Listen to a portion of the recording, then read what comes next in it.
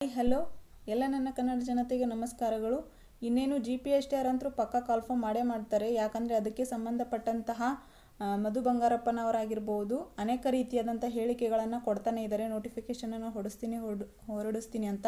ಹಾಗೆ ಅದಕ್ಕೂ ಮೇಲಾಗಿ ಎಲ್ಲ ಸರ್ಕಾರಿ ಶಾಲೆಗಳಲ್ಲಿ ಶಿಕ್ಷಕರ ಕೊರತೆ ತುಂಬ ಇರೋದ್ರಿಂದ ಗೌರ್ಮೆಂಟ್ ಮೇಲೆ ತುಂಬ ಪ್ರೆಷರ್ ಬಿದ್ದಿದೆ. ಹಾಗಾಗಿ GPSTRನ ಈ ವರ್ಷ ಪಕ್ಕ ಕಾಲ್ಫಾರ್ಮ್ ಮಾಡ್ತಾರೆ.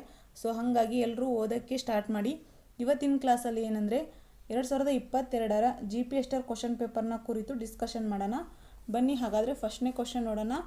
ಇವು ಅನುನಾಸಿಕ ಅಕ್ಷರಗಳು ಅಂದರೆ ಕೊಟ್ಟಿರೋ ಆಪ್ಷನಲ್ಲಿ ಯಾವುದು ಅನುನಾಸಿಕ ಅಕ್ಷರಗಳು ಅಂತ ಕ್ವಶನ್ ಕೊಟ್ಟಿದ್ದಾರೆ.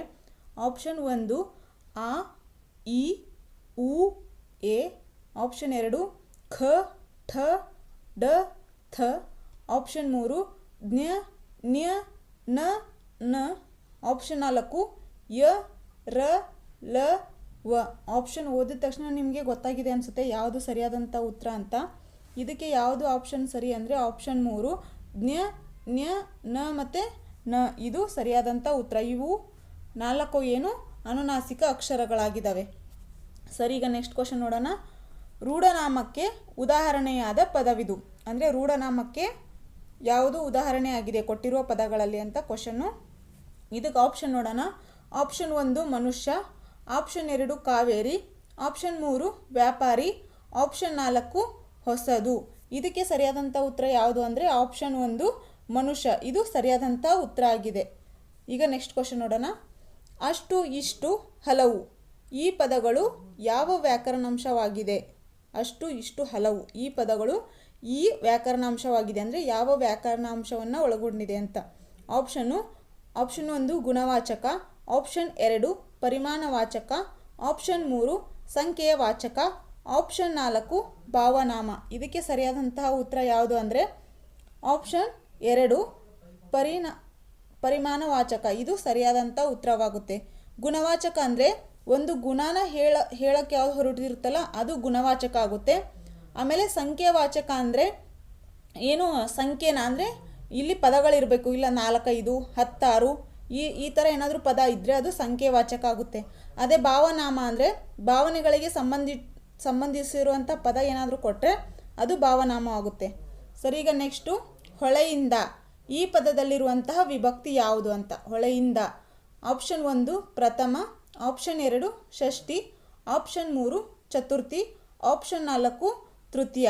ಇದಕ್ಕೆ ಸರಿಯಾದಂಥ ಉತ್ತರ ಯಾವುದು ಅಂದರೆ ಹೊಳೆಯಿಂದ. ಇಲ್ಲಿ ಇಂದ ಬರುತ್ತೆ. ಇಂದ್ರ ಬಂದರೆ ತೃತೀಯ ವಿಭಕ್ತ ಸರಿಯಾದಂಥ ಉತ್ತರ ಆಗುತ್ತೆ. ಈಗ ನೆಕ್ಸ್ಟ್ ಕ್ವಶನ್ನು. ಆದೇಶ ಸಂಧಿಗೆ ಉದಾಹರಣೆ ಯಾದಂತಹ ಪದ ಯಾವುದು ಅಂತ ಕ್ವಶನ್ ಕೊಟ್ಟಿದ್ದಾರೆ. ಆಪ್ಷನ್ 1 ಮೈದೊರೆ. ಆಪ್ಷನ್ 2 ಮಹಾತ್ಮ. ಆಪ್ಷನ್ 3 ಅಜಂತ.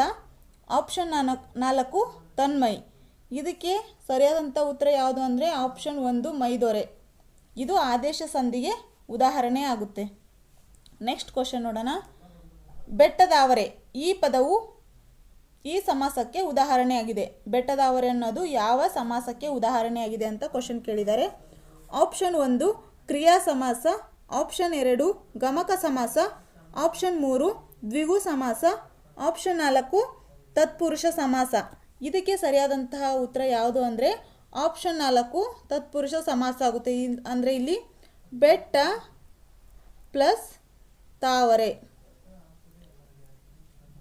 ಇಲ್ಲೇನಾಗಿದೆ ಅಂದರೆ ದ ಹೋಗಿ ತ ಬಂದಿದೆ. ಹಾಗಾಗಿ ಇದು ತತ್ಪುರುಷ ಸಮಾಸಕ್ಕೆ ಉದಾಹರಣೆ. ಇಲ್ಲಿ ನಾವು ಏನನ್ನು ಗಮನಿಸಬೇಕಾಗುತ್ತೆ ಅಂದರೆ ಇದು ವಿಭಕ್ತಿ ಪ್ರತ್ಯಯಗಳನ್ನು ಕೂಡ ಗಮನಿಸಿ ಸಮಾಸಗಳನ್ನು ಕಂಡುಹಿಡಿಯಬೇಕಾಗುತ್ತೆ.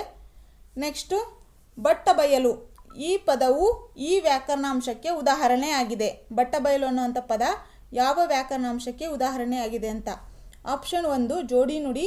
ಆಪ್ಷನ್ 2 ದ್ವಿರುಕ್ತಿ. ಆಪ್ಷನ್ 3 ಅನುಕರಣ ಅವ್ಯಯ. ಆಪ್ಷನ್ 4 ಭಾವಸೂಚಕ ಅವ್ಯಯ. ಇದಕ್ಕೆ ಸರಿಯಾದಂತಹ ಉತ್ತರ ಯಾವುದು ಅಂದರೆ ಬಟ್ಟ ಬಯಲು ಅನ್ನೋದು ದ್ವಿರುಕ್ತಿ ಆಗುತ್ತೆ. ಆಪ್ಷನ್ 2 ದ್ವಿರುಕ್ತಿ ಇದು ಸರಿಯಾದಂಥ ಉತ್ತರ ಆಗುತ್ತೆ. ಒಂದು ವೇಳೆ ಜೋಡಿ ಇಲ್ಲ ಬಟ್ಟ ಬಯಲು ಅನ್ನುವಂಥದ್ದು ಸರಿ. ಈಗ ನೆಕ್ಸ್ಟ್ ಕ್ವಶನ್ ನೋಡೋಣ. ಜೋಡಿ ನುಡಿಗೆ ಉದಾಹರಣೆಯಾದ ಪದವಿದು. ಜೋಡಿ ನುಡಿಗೆ ಯಾವ ಪದ ಉದಾಹರಣೆಯಾಗಿದೆ ಅಂತ ಕ್ವಶನ್ನ ಕೇಳಿದ್ದಾರೆ. ಆಪ್ಷನ್ ನೋಡೋಣ. ಫಸ್ಟ್ ಒನ್ನು ಕೊನೆಗೆ, ಸೆಕೆಂಡ್ ಆಪ್ಷನು ಚೂರು ಚೂರು, ಥರ್ಡ್ ಆಪ್ಷನ್ನು ಹಾಲ್ಜೇನು, ಫೋರ್ತ್ ಆಪ್ಷನ್ನು ಅಬ್ಬಬ್ಬ. ಇದಕ್ಕೆ ಸರಿಯಾದಂಥ ಜೋಡಿ ನುಡಿ ಯಾವುದು ಅಂದರೆ ಆಪ್ಷನ್ 4 ಆಪ್ಷನ್ 3 ಹಾಲ್ಜೇನು. ಇದು ಸರಿಯಾದಂಥ ಉತ್ತರ ಆಗುತ್ತೆ. ಯಾಕಂದರೆ ಇಲ್ಲಿ ಹಾಲು ಪ್ಲಸ್ ಜೇನು ಇದು ಜೋಡು ನುಡಿ ಆಗುತ್ತೆ. ಕೊನೆಗೆ ಇದೇನಾಗುತ್ತೆ, ಇದು ದ್ವಿರೂಕ್ತಿ ಆಗುತ್ತೆ.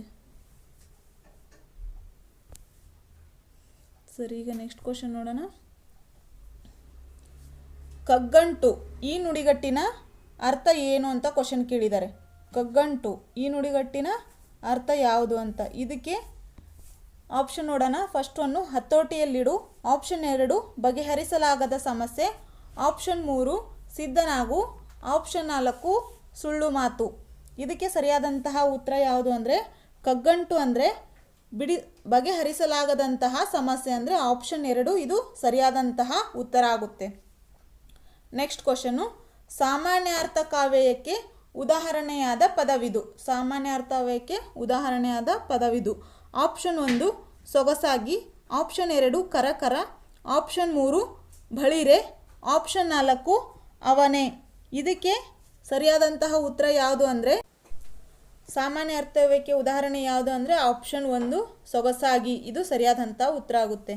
ನೆಕ್ಸ್ಟ್ ಕ್ವಶನ್ನು, ವೈಶಾಖ ಪದದ ತದ್ಭವ ರೂಪ ಯಾವುದು? ವೈಶಾಖ ಪದದ ತದ್ಭವ ರೂಪ ಯಾವುದು? ಆಪ್ಷನ್ 1 ಬೇಸುಗೆ, ಆಪ್ಷನ್ 2 ಬೇತಾಳ, ಆಪ್ಷನ್ 3 ಬೇಹಾರ, ಆಪ್ಷನ್ 4 ಬೇಸಗೆ. ಇದಕ್ಕೆ ಸರಿಯಾದಂತಹ ಉತ್ತರ ಯಾವುದಾಗುತ್ತೆ ಅಂದರೆ ವೈಶಾಖ ಪದದ ತದ್ಭವ ರೂಪ ಬೇಸಗೆ. ಇದು ಆಪ್ಷನ್ 4 ಸರಿಯಾದಂತಹ ಉತ್ತರ ಆಗುತ್ತೆ. ನೆಕ್ಸ್ಟ್ ಕ್ವಶನ್ನು, ಮಹಾಶಕ್ತನಾದ ದೇವರು ಸಮಸ್ತ ಲೋಕಗಳನ್ನು ಪ್ರೀತಿಯಿಂದ ಕಾಪಾಡುವನು. ಈ ವಾಕ್ಯದಲ್ಲಿ ಇರುವಂತಹ ಕರ್ತೃಪದ ಯಾವುದು ಅಂತ. ಆಪ್ಷನ್ 1 ಸಮಸ್ತ ಲೋಕಗಳನ್ನು, ಆಪ್ಷನ್ 2 ಪ್ರೀತಿಯಿಂದ, ಆಪ್ಷನ್ 3 ದೇವರು, ಆಪ್ಷನ್ 4 ಕಾಪಾಡುವನು. ಈ ಅಂದರೆ ಇಲ್ಲಿ ಕ್ವಶನ್ ಏನು ಕೊಟ್ಟಿದ್ದಾರೆ ನೋಡಿ, ಕರ್ತೃಪದ ಅಂದರೆ ಯಾವ್ದು ಬರುತ್ತೆ? ಆಪ್ಷನ್ 3 ದೇವರು. ಇದು ಸರಿಯಾದಂತಹ ಉತ್ತರ ಆಗುತ್ತೆ. ನೆಕ್ಸ್ಟ್ ಕ್ವಶನ್ನು, ಭತ್ತ ಎಂಬ ಅರ್ಥವನ್ನು ನೀಡುವ ಪದವಿದು. ಭತ್ತ ಅನ್ನುವಂತಹ ಅರ್ಥವನ್ನು ಯಾವ ಪದ ನೀಡುತ್ತೆ ಅಂತ. ಆಪ್ಷನ್ 1 ನರದೆಲಗ, ಆಪ್ಷನ್ 2 ಕಳವೆ, ಆಪ್ಷನ್ 3 ಹಾರಕ, ಆಪ್ಷನ್ 4 ನವನೆ. ಇದು ಭತ್ತ ಅನ್ನುವಂಥ ಅರ್ಥ ಆಪ್ಷನ್ 2 ಕಳವೆ ಅನ್ನುವಂಥದ್ದು ನೀಡುತ್ತೆ. ನೆಕ್ಸ್ಟ್ ಕ್ವಶನ್ನು, ಜ್ಞಾನಿ ಪದದ ವಿರುದ್ಧಾರ್ಥಕ ಪದ. ಜ್ಞಾನಿ ಅನ್ನುವಂಥ ಪದದ ವಿರುದ್ಧಾರ್ಥಕ ಪದ ಯಾವುದು ಅಂತ. ಆಪ್ಷನ್ 1 ಸುಜ್ಞಾನಿ, ಆಪ್ಷನ್ 2 ಜ್ಞಾನ, ಆಪ್ಷನ್ 3 ವಿಜ್ಞಾನಿ, ಆಪ್ಷನ್ 4 ಅಜ್ಞಾನಿ. ಜ್ಞಾನಿ ಅನ್ನುವಂಥ ಪದದ ವಿರುದ್ಧಾರ್ಥಕ ಪದ ಅಜ್ಞಾನಿ. ಇದು ಸರಿಯಾದಂತಹ ಉತ್ತರ. ನೆಕ್ಸ್ಟು, ಮರಣ ಹೊಂದು, ಪರಿಶುದ್ಧತೆ, ಪಾತಿ ಈ ಅರ್ಥಗಳನ್ನು ಹೊಂದಿರುವಂತಹ ಪದ ಯಾವುದು ಅಂತ. ಆಪ್ಷನ್ 1 ಮಡಿ, ಆಪ್ಷನ್ 2 ಕಾಡು, ಆಪ್ಷನ್ 3 ಬೇಡ, ಆಪ್ಷನ್ 4 ಹರಿ. ಅಂದರೆ ಮರಣ ಹೊಂದು, ಪರಿಶುದ್ಧತೆ, ಪಾತಿ ಈ 3 ಪದಕ್ಕೂ ಒಂದೇ ಅರ್ಥ ಹೊಂದಿರುವಂತಹ ಪದ ಯಾವುದು ಅಂತ ಕ್ವಶನ್ ಕೇಳಿದ್ದಾರೆ. ಇದಕ್ಕೆ ಸರಿಯಾದಂಥ ಉತ್ತರ ಆಪ್ಷನ್ 1 ಮಡಿ. ಇದು ಸರಿಯಾಗುತ್ತೆ. ನೆಕ್ಸ್ಟ್ ಕ್ವಶನ್ ನೋಡೋಣ.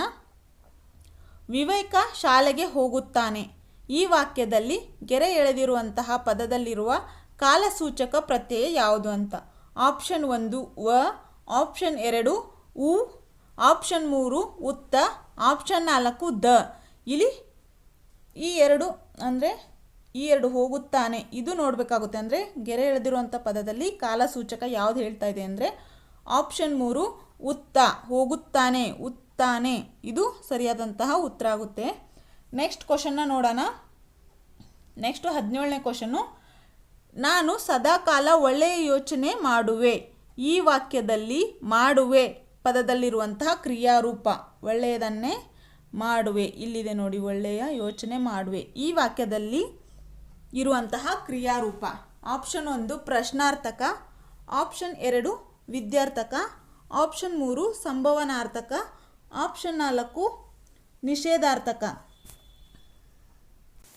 ಇದಕ್ಕೆ ಸರಿಯಾದಂತಹ ಉತ್ತರ ಯಾವುದು ಅಂದರೆ ವಿದ್ಯಾರ್ಥಕ ಇದು ಸರಿಯಾದಂತಹ ಉತ್ತರ ಆಗುತ್ತೆ. ನಾನು ಸದಾಕಾಲ ಒಳ್ಳೆಯ ಯೋಚನೆಯನ್ನೇ ಮಾಡುವೆ ಅನ್ನೋದು ವಿದ್ಯಾರ್ಥಕ ಪದ ಆಗಿದೆ. ನೆಕ್ಸ್ಟ್ ಕ್ವಶನ್ ನೋಡೋಣ.